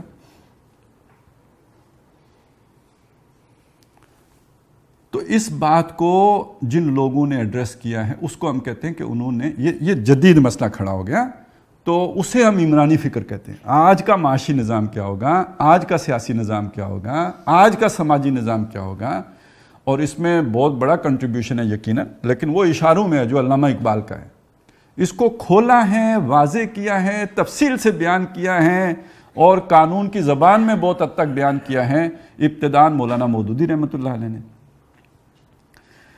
آپ اگر اسے بیان نہیں کر سکتے، سمجھا نہیں سکتے، دوسروں کو اس کا قائل نہیں بنا سکتے، تو آپ اقامت دین نہیں کر سکتے۔ یہ سمجھ لیجئے، اقامت دین کی جدوجہد کے لیے جو موٹیویشن درکار ہے وہ تو آپ کو ایمان سے ملے گی، اس میں کوئی شک نہیں ہے، اور آخرت پر ایمان سے ملے گی، کیونکہ وہ تو قربانی مانگتا ہے۔ قربانی آپ نہیں دے سکتے جب تک آپ کا آخرت پر یقین نہ ہو، اس کا تعلق دل سے ہے۔ لیکن آپ کا ذہن جب تک قائل نہ ہوگا تو دل اکیلا کیا کرے گا؟ جو تو اسپلٹ پرسنالٹی کریکٹر وجود میں آئے گا۔ ذہن کو قائل کرنے کے لیے ضروری ہے کہ آپ اس کا عقلی حل پیش کریں، وہ عمرانی فکر کے بغیر ممکن نہیں۔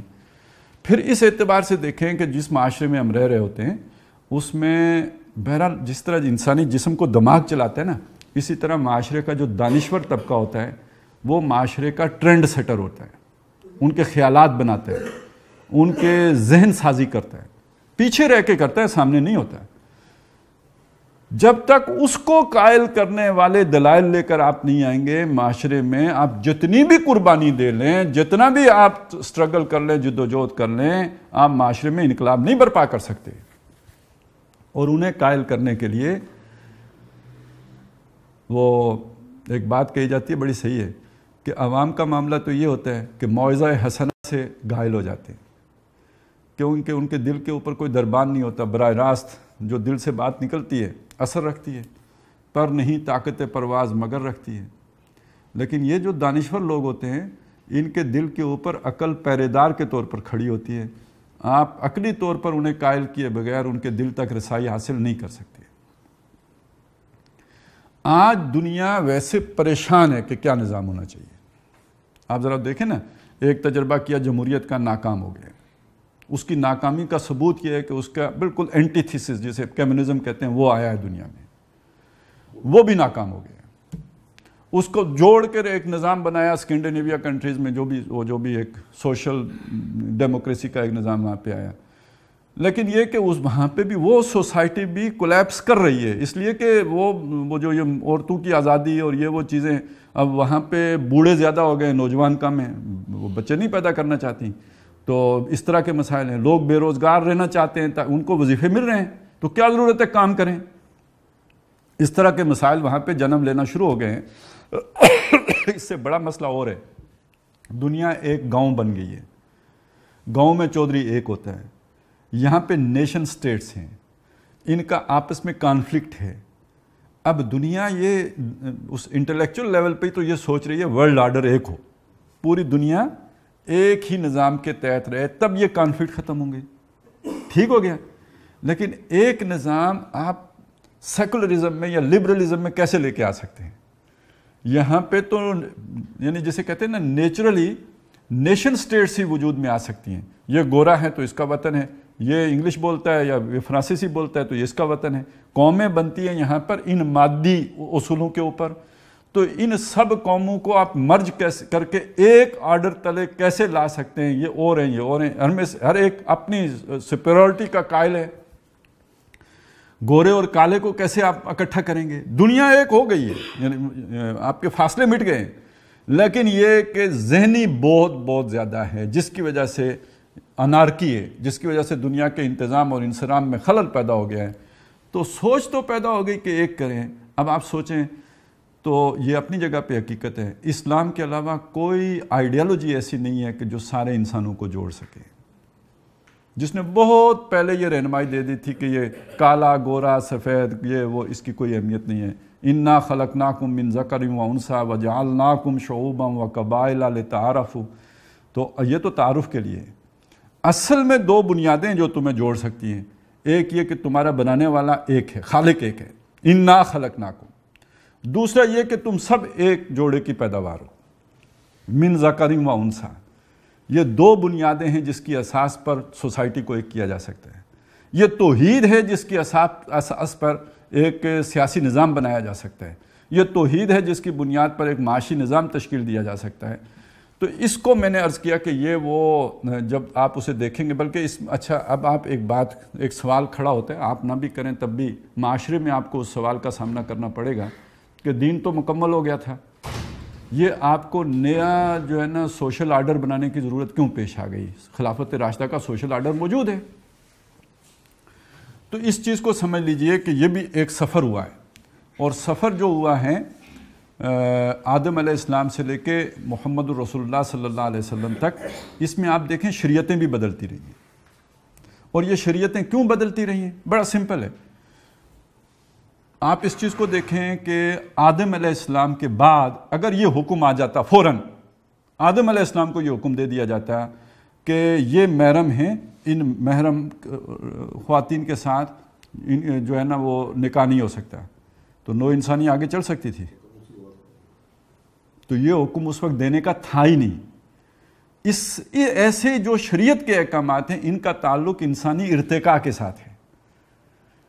اس وقت تو بہن بھائیوں کی شادیاں ہوئی ہیں نا، جو آج حرام ہیں۔ یہ ضرورت تھی محمد الرسول اللہ صلی اللہ علیہ وسلم پر آ کر جو تکمیل کی گئی ہیں، جن چیزوں کی تکمیل ہو سکتی تھی وہ تکمیل کر کے دے دی گئی، جن میں ابھی مزید ارتقاء ہونا تھا ان کے صرف اصول دیے گئے۔ نماز کا طریقہ، روزے کا طریقہ، یہ سارا حج کا طریقہ یہ مکمل کر کے دے دیا گیا، اور اجتماعیات کے معاملے میں سماجی نظام مکمل دے دیا گیا۔ اس میں تو کچھ ہم نے زیادہ سے زیادہ کیا اضافہ کیا جی؟ رجسٹریشن کر لو نکاح خواہ کے پاس جا کے، رجسٹرار کے پاس جا کے، یہ اضافہ ہے ہمارا، اور یہ کوئی منع نہیں ہے، کوئی کسی آیت کے ساتھ متصادم نہیں ہے۔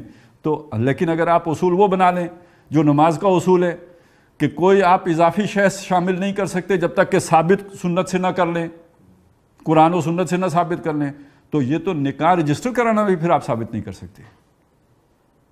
تو یہاں اصول بدل گیا ہے، یہاں وہ اصول نماز عبادات والا نہیں نافذ ہوگا، یہ معاملات ہیں۔ اس کے اندر اصول یہ کہ آپ ثابت کرو کہ یہ جمع کرانا فلانی آیت کے خلاف ہے یا فلانی حدیث کے خلاف ہے، رجسٹر کرانا۔ تو یہ فرق ہے، لوگوں کو اس فرق کا بھی نہیں پتا۔ تو میں یہ عرض کر رہا تھا کہ یہ سماجی سطح پر تو کافی یعنی بہت تفصیل سے رہنمائی دے دی گئی، کیونکہ اب خاندان کے ادارے میں مزید کوئی ترقی نہیں ہونی تھی۔ وہ وہی میاں بیوی تب میاں بیوی، آج ایک فرق پڑا ہے، تب 4 شادیوں کی اجازت دی۔ اب یہ بھی ذہن میں رکھیں، وہ وقت بھی گزرا ہے جب 100 شادیاں بھی لوگ کر لیتے تھے۔ پھر نبی صلی اللہ علیہ وسلم کی شریعت میں آ کے 4 تک محدود کر دیا گیا، اور اس میں بھی اشارہ کر دیا عدل نہ کر سکو تو ایک ہی کافی ہے۔ یعنی یہ نہیں کہ 4 فرض ہیں تم پر لازمی پوری کرنی ہے، اور 4 سے کم کیا ہے تو تمہارا ترازو پورا نہیں ہوگا، یہ مطلب نہیں تھا۔ 4 تک کی چھوٹ تھی کہ کر سکتے ہو، اور یہ کہ وہ واحدہ اگر عدل نہ کر سکو ایک ہی کافی ہے۔ اور اب معاشرہ جہاں پہ پہنچ چکا ہے وہ ایک بھی پوری کرنا بڑا مشکل ہو گیا ہے، تو بندہ کہتا ہے چلو یار اتنا تو، اب وہ جو اتنی تاکید آئی ہے کہ ایک نکاح تو ضرور کرو، تو وہ آدمی نکاح کر کے چلے، تمدن کی گاڑی آگے کھینچتا ہے۔ تو اس معاملے میں چونکہ مزید کوئی ارتقاء ہونا نہیں تھا، لہذا تفصیلی احکام دے دیے۔ اس سے اوپر جو لیول آتا ہے انسانی اجتماعیت کا، وہ ہے معاشی نظام۔ اس کے بارے میں آپ کو معلوم ہے کہ سود کا قانون بھی ہے، وہ شریعت کا حصہ ہے۔ اسی میں زکوٰۃ کا معاملہ بھی آ گیا، یہ معیشت سے متعلق ہے۔ اصول وہ دیا لِکَیْ لَا یَکُونَ دُولَةً اغنیاء بینکم، دولت تمہارے غنیوں کے درمیان ہی نہ گردش کرتی رہے، لیکن اس دولت کو غنیوں کے درمیان گردش نہ کرنے دینے کے لیے کچھ قوانین خود اللہ نے بنا کے دے بھی دیے، جن میں سے زکوٰۃ ہے، جن میں سے عشر ہے، جن میں سے خراج ہے، جن میں سے وراثت کے قوانین ہیں، جو کوئی بندہ مر جاتا ہے تو اس کی جو وہ تقسیم کرتے ہیں، یہ، اور سود کی حرمت ہے، صدقات و خیرات کی ترغیب ہے۔ یہ سارے در حقیقت اسی اصول کو سرو کرنے کے لیے ہیں، لیکن یہ کہ اس اصول کو سامنے رکھ کر مزید بھی قانون سازی ہو سکتی ہے جو کسی قانون، اللہ کے بتائے ہوئے قانون سے متصادم نہ ہو۔ تو یہاں پہ بہرحال تفصیلات یہاں بھی نہیں ہیں۔ بینکوں کے لیے آج آپ کو نظام بنانا پڑے گا، وہ کوئی اس وقت تھا نہیں، جو بنایا گیا ہے وہ تو ہے، لیکن یہ کہ بہرحال اگر صحیح معنی میں اسلامی ریاست قائم ہو تو یہ والا جو ہے ہیلے بانو والا، یہ کوئی اسلامی بینکاری کا بنیادی اصول نہیں ہے۔ اس کے لیے وہ جو ہے نا مزاربت والا معاملہ تو چل سکتا ہے۔ لیکن یہ ادار اور نقد کی قیمت کی اونچ نیچ والا جو جسے کہتے ہیں نا، ایک شریعت کا مقصد بھی ہوتا ہے نا، کوئی حکم دینے کی کوئی حکمت بھی ہوتی ہے، کوئی علت بھی ہوتی ہے، وہ یہ ہے کہ دولت کا ارتکاز نہ ہو.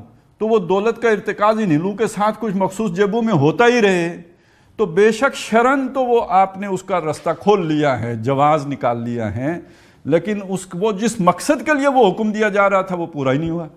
وہ تو جوں کا توں ان لوگوں کا فائدہ ہوتا رہا. تو کئی لا یکون دولتم بین الاغنیاء منکم والے وہ جو ضرورت پوری نہیں ہوئی، تو وہ گویا اس حکم کو، اللہ کے حکم کو نیوٹرلائز کر لیا گیا. تو یہ تو صورت اللہ کی آیات کا مذاق اڑانے والے ولا تتخذوا آیات اللہ ہزوا کی بن جاتی ہے اس طرح کہ ان کو بالکل ہی بے مقصد نہ کر دو. یہ صورت نہیں ہونی چاہیے. تو بہرحال اصل بات جو میں کہہ رہا تھا وہ یہ کہ آپ دیکھیں کہ سماجی معاملات میں زیادہ تفصیلی ہدایات دی گئی، معاشی معاملات میں ایک اصول اور ساتھ اس کے چند قوانین دے دیے گئے. لیکن اس سے آگے جب آپ بڑھیں گے، سیاسی جو سب سے اوپر کی بلند ترین سطح ہوتی ہے، اس معاملے میں آپ کو قانون ڈھونڈے سے نہیں ملے گا، اصول ملے گا. یہ بھی اصول ہے کہ حکم دینے کا اختیار اللہ کے پاس ہے. یہ اصول ہے نا، ان الحکم الا للہ لا یشرک فی حکمہ احد. یہ بھی اصول ہے لا تقدموا بین یدی اللہ ورسولہ، اللہ اور اس کے رسول سے آگے مت بڑھو، یعنی قانون سازی اس کے اندر رہتے ہوئے کرو گے. اچھا، اب جو تم بادشاہ بناؤ گے تو یا جو خلیفہ بناؤ گے تو اس کے لیے آپ نے اسے تا حیات بنانا ہے، یا یہ کہ کچھ وقت کے لیے بنانا ہے، یا اس کو جو ہے وہ صدارتی نظام والا بنانا ہے یا پارلیمانی نظام والا بنانا ہے. یعنی صدارتی والا بنائیں گے تو خلیفہ براہ راست عوام منتخب کرے گی، پارلیمانی والا بنائیں گے تو عوام اپنے اولو الامر منتخب کرے گی اور پھر وہ اولو الامر خلیفہ منتخب کریں گے. اچھا، پھر جو آپ کی ریاست ہوگی یہ فیڈریشن ہوگی، یہ کوئی جو ہے وہ کنفیڈریشن ہوگی، یہ کیا شے، یہ بھی کوئی آپ کے لیے کوئی قانون، یہ اپنے اپنے حالات کو دیکھ کر بنا لو. کیونکہ اس میں ابھی بات آگے بڑھنی تھی، ماڈرن سٹیٹ تک پہنچنی تھی، لہذا اس کے بارے میں تفصیلی احکام نہیں دیے، موٹے اصول دے دیے. تو وہ ہمارے متکلمین کے جو اس موضوع سے بحث کرتے، آپ کہیں اقامت دین فرض ہے تو آپ کو یہ بھی بتانا ہے کہ یہ فرض آج کیسے پورا ہو سکتا ہے. اقامت دین کا مطلب اسلام کا سیاسی نظام آئے گا، آج کے معاشرے میں وہ سیاسی نظام کس شکل کا ہوگا، کس صورت کا ہوگا، تو تب آپ پوری بات کر رہے ہیں. اور اگر آپ یہ پوری بات نہیں کرتے، ادھوری بات کرتے ہیں، وہ دینی فکر ہی دیتے ہیں. مجھے آپ نے چارج اپ کر دیا، میرے اندر جوش بھر دیا، مجھے آپ نے کہا کہ تم تو شرک پر وہ جو ہے وہ زندگی بسر کر رہے ہو اگر اللہ کا دین قائم نہیں ہوتا. تو اب جو بھی میرا آخرت کا ایمان ہے وہ مجھے مجبور کرے گا آگے بڑھنے پر، جبکہ میں جانتا ہی نہیں ہوں کرنا کیا ہے. تو پھر پھٹنے کے علاوہ میرے پاس تو کوئی چارہ نہیں ہے. یہ پچھلی دفعہ جب میری یہاں پہ حاضری ہوئی تھی تو میں نے کہا تھا کہ دینی فکر عمرانی فکر کے بغیر دہشت گردی پیدا کرتی ہے. آج میں نے آپ کے سامنے ذرا وہ بات تفصیل سے رکھ دی ہے. اور یہ ساری ناکامیاں دیکھیں، یہ بات کہ امت مسلمہ مر گئی ہے نا، یہ صحیح نہیں ہے. آج بھی دنیا میں مسلمانوں سے زیادہ قربانی دینے والی کوئی قوم نہیں ہے. آپ نے افغانستان میں، کشمیر میں، پتہ نہیں کس کس دنیا کے حصوں میں کتنے اپنے جوان جو ہیں ہمارے نچھاور ہوئے ہیں، کامیابی نہیں ملی، ہر جگہ ناکامی کا منہ دیکھنا پڑا. دینی جذبے کی کمی کی وجہ سے تو نہیں، اپنے زمانے کے شعور سے نابلد ہونے کی وجہ سے ہوا. تو یہ آج ہمارے سوچنے سمجھنے والے لوگوں کو اس بات کو سمجھنا چاہیے اور رحم فرمانا چاہیے قوم کے اوپر کہ ایک جذبہ تو آپ پیدا کر دیں اور اس کا وہ طریقہ نہ بتائیں، اس کے آج کے حالات کو سامنے رکھ کر اس کا حل نہ پیش کریں. تو یہ جذبہ انسان کو اسی نتیجے تک پہنچاتا ہے. اور بہرحال آخرت میں اللہ کے سامنے اس کی جواب دہی ہوگی. جب پاکستان بن رہا تھا تو مولانا مودودی رحمۃ اللہ علیہ کا خیال تو یہ تھا نا کہ یہ اس طرح اسلامی حکومت نہیں قائم ہو سکتی، اور یہ انہوں نے پیشن گوئی کی تھی جو اب سچ ثابت ہو چکی ہے کہ اس ریاست کے مسلمان حکمران اللہ کے احکام کو توڑنے میں انگریز سے زیادہ جری ہوں گے. اور جیتے جی فاسق و فاجر ہوں گے اور مر کے رحمت اللہ علیہ ہوں گے. دیکھ لیں. اور یہ تو مطلب اعلامی الفاظ میں معلوم ہوتے ہیں وہ سارے ہی شہید ہیں. آپ دیکھیں پیچھے یہ سارے سود خوریاں کرنے والے اور اس کو طرح طرح ہیلے بہانوں سے جواز دینے والے. ایک پرویز مشرف صاحب اٹکے ہوئے ہیں, باقی تو سارے شہید ہو گئے ہیں.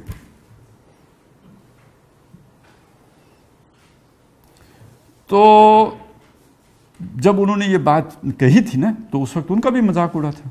کیوں کہی تھی؟ اسی لیے کہی تھی کہ اگر صحیح رخ پر محنت نہیں ہوگی, جدوجہد نہیں ہوگی تو مقصد حاصل نہیں ہو سکتا. آپ کو وہ پہلے دن سے ادھر سے ہی چلنا پڑتا ہے. اسی موقع پہ ایک بات اور بھی ہے جو اب میں یاد دلانا چاہتا ہوں آپ کو, کہ آپ لوگوں سے قربانیاں مانگ رہے ہیں کہ ہم اسلامی ریاست قائم کریں گے. وہ تو قائم نہیں ہوگی. یہ جتنے لوگ مریں گے ان کا خون آپ کی گردن پر ہوگا. تو میں اگر کسی کو جوش دلا دیتا ہوں تو اس کا خون بھی میری گردن پر ہوگا یا نہیں؟ اس کو تو شہادت ملے گی اپنے خلوص اور اپنی نیت کی وجہ سے. لیکن یہ جس نے اس کو اس جگہ تک لے کے گیا ہے, یہ اس کی ذمہ داری تھی نا کہ اسے ڈائریکشن بھی صحیح دیتا. جذبہ تو پیدا کر دیا, صحیح ڈائریکشن دینا بھی تو اس کا کام تھا. اور یہ بات بھی ہمیں ماننی چاہیے. یہ صرف مطلب یہ اتنی ساری بات نہیں. اب وہ پرویز مشرف نے بڑا ظلم کیا لال مسجد پہ, اور وہ یقیناً اس کو بھگتے گا دنیا میں بھی آخرت میں بھی. لیکن جن لوگوں نے وہاں پر یہ ساری پوزیشن لی تھی اور وہ سٹینڈ لیا تھا, جو آخری دن جنہیں سمجھ آیا ریاست اتنی طاقتور ہوتی ہے, یعنی اس سے پہلے انہیں نہیں پتا تھا کہ ریاست کی کیا طاقت ہوتی ہے, وہ جواب دے نہیں ہے. ان سے نہیں پوچھا جائے گا کہ یہ جو معصوم بچیوں کی جانیں گئی ہیں, آپ نے کوئی سوچا بھی تھا؟ میں نے عقل دی تھی, کوئی غور بھی کیا تھا دنیا کے حالات کیا ہیں, کس سے ٹکرانے جا رہے ہو, خامخواہ خون بہانے چلے ہو؟ یہ فقہاء نے ایسے ہی شرط لگا دی ہے کہ جب تک آپ کو کامیابی کا یقین نہ ہو تو آپ اس طرح کی حرکت نہ کریں. تو اس بات کو سمجھ لیجئے کہ یہ عمرانی فکر کا شعور بھی اتنا ہی ضروری ہے جتنا آپ کا دینی فکر کا شعور. یہ دینی فکر کا وضو ہے, جیسے اس کے بغیر نماز نہیں ہوتی نا وضو کے بغیر, اسی طرح عمرانی فکر کے فہم کے بغیر اور اس کے صحیح تصور کے بغیر آپ اقامت دین کر ہی نہیں سکتے. یہ اس کا لازمہ ہے, یہ پہلے دینا ہے. یہ کوئی محض علمی باتیں نہیں ہیں. اور اس میں پھر آخری بات آتی ہے, یعنی یہ دو باتیں ہوں گی نا, ایک دینی فکر, ایک عمرانی فکر. اب تیسری شے ہے ایک صحیح طریقہ کار. آپ کا دینی فکر بھی بالکل ٹھیک ہے, آپ کا عمرانی فکر بھی بالکل صحیح ہے, لیکن اپنے حالات کے مطابق ایک بہترین طریقہ کار اختیار کرنا, حکمت عملی بنانا. اب اگر یہ میں تینوں چیزوں کو سامنے رکھیں کہ نبی صلی اللہ علیہ وسلم کی سیرت کو ہم سامنے رکھیں تو دیکھیں, ایک ہے آپ کا دین جس میں خاص طور پر آپ کے احکامات آ گئے, نماز, روزہ, حج. یہاں پر آپ نے سنت کو دانتوں سے پکڑنا ہے. ایک اس سے آگے آپ کا تبلیغ کا طریقہ ہے, اقامت دین کا طریقہ ہے. یہاں اب سیرت کو سامنے رکھنا ہے. اب نبی صلی اللہ علیہ وسلم نے تبلیغ کیسے کی تھی, آج اس سے زیادہ وسائل آپ کے پاس میسر ہیں. آپ ان چیزوں کو نہیں چھوڑ دیں گے کہ حضور نے یہ کام نہیں کیا تھا. اس زمانے میں آپ نے قتال کیا تلوار سے, آج آتشی اسلحہ وجود میں آ گیا ہے. تو آپ اگر کہیں گے کہ نہیں, چونکہ حضور صلی اللہ علیہ وسلم نے گن ہاتھ میں نہیں پکڑی تھی لہٰذا میں تلوار چھوڑ کر گن نہیں اٹھاؤں گا, تو پھر کر لیا آپ نے اپنا کام. اسی طرح سمجھ لیجئے کہ جو ہمارا یہ طریقہ کار ہے, اس طریقہ کار کے اعتبار سے نبی صلی اللہ علیہ وسلم کی سیرت سے اصولی رہنمائی لے کر آج کے حالات کے مطابق اس پر انطباق کر کے, وہ جسے کہتے ہیں نا تبدیلی, یہ تبدیلی کا لفظ اس حکومت میں بہت مشہور ہوا ہے, تو تبدیلی لے کے آنی ہے. تو تبدیلی کا بھی ایک طریقہ ہے, اور وہ اس طریقے کے بغیر یہ جو سماج ہوتا ہے نا یہ نہیں بدلتا. ہمیں تبدیل کرنے کے لیے مغرب نے ایک طریقہ اختیار کیا ہے, سوشل انجینئرنگ پروگرام, جس کے آخری یہ کڑی ہے نا, یہ مظاہرے وغیرہ ہو رہے ہیں جو کچھ, اس میں جو طریقہ کار کا معاملہ ہے اس میں بھی ذہن میں رکھیں کہ جو پہلی ہمارے سامنے کتاب آتی ہے جس میں طریقہ کار کی وضاحت کی گئی ہے وہ کتاب بھی مولانا مودودی کی ہے، اسلامی حکومت کیسے قائم ہوتی ہے۔ یہ 1940 یا 39 کے ان کا ایک خطاب تھا جس کو بعد میں کتابی صورت میں شائع کیا گیا ہے۔ اس میں وہ پورا ایک جسے کہتے ہیں نا خاکہ، نبی صلی اللہ علیہ وسلم کی جد و جہد کا ایک خاکہ ہمارے سامنے آ جاتا ہے کہ اس دور میں کس طریقے سے قدم با قدم آگے بڑھ کر اسلامی حکومت کی منزل تک پہنچا جا سکتا ہے۔ صرف جو آخری حصہ ہوتا ہے جسے بعد میں تقسیم پاکستان یعنی پاکستان بننے کے بعد انہوں نے الیکشن کے ذریعے سے کے راستے کو اختیار کیا ہے، وہ حصہ وہاں پہ انہوں نے بیان نہیں کیا۔ وہاں اس کے لیے انہوں نے خود بخود کے الفاظ استعمال کیے۔ وجہ اس کی سمجھ میں آتی ہے کہ انگریز کی حکومت تھی، حکومت ان کی ہے، تو تبدیلی کا مطلب ان کی حکومت کو ہٹا کر اپنی حکومت قائم کرنا، تو یہ شاید حکمتاً یا مصلحتاً اس وقت مناسب نہیں تھا اس بات کو اس طرح کھول کر اس موقع پہ کر دینا، لہذا وہ ایک چیز تو انہوں نے وہاں پہ چھوڑی ہے۔ بعد میں مولانا امین احسن اصلاحی نے ایک کتاب لکھی دعوت دین اور اس کا طریقہ کار، تو اب اس دعوت دین کو انہوں نے اقامت دین تک پہنچایا ہے، یعنی دعوت دین کا مطلب صرف نماز روزے کی تبلیغ ہی نہیں ہے، پورے دین کی تبلیغ، اور تبلیغ کا مقصد کیا ہے؟ نظام خلافت کا قیام۔ تو ظاہر ہے جب وہ قیام سامنے رکھ کر وہ آپ پورا وہ طریقہ کار وضع کریں گے تو وہ بھی طریقہ کار ہی سے بحث کر رہی ہے۔ تو در حقیقت ان کی یہ کتاب یوں سمجھیے کہ مودودی صاحب کی اس کتاب کی ذرا تفصیلات اور کھول کر اسے زیادہ واضح کر کے بیان کرنے والی کتاب ہے۔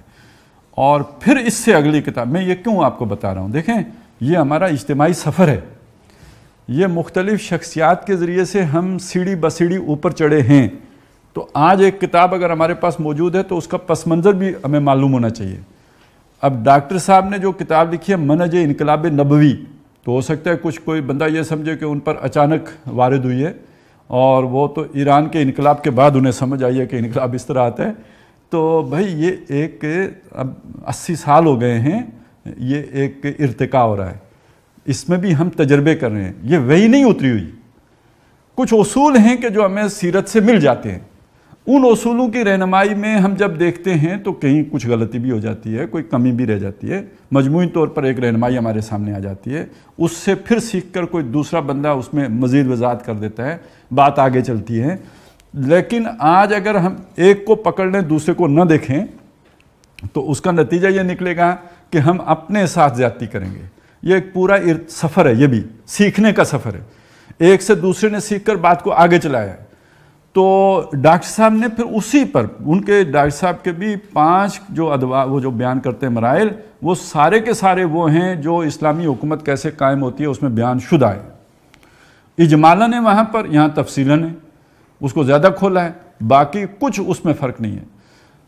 وہاں جو خود بخود تھا کہ پھر معاشرے میں خود بخود تبدیلی آ جاتی ہے، اس کو خود مولانا مودودی نے اپنی زندگی میں اس کا وضاحت کر دی کہ یہ آج کے دور میں، یعنی یہ تو دیوبند مان چکا تھا 1857 میں کہ اب جنگ لڑ کے حکومت نہیں حاصل کی جا سکتی، تبھی تو مدرسہ بنایا تھا۔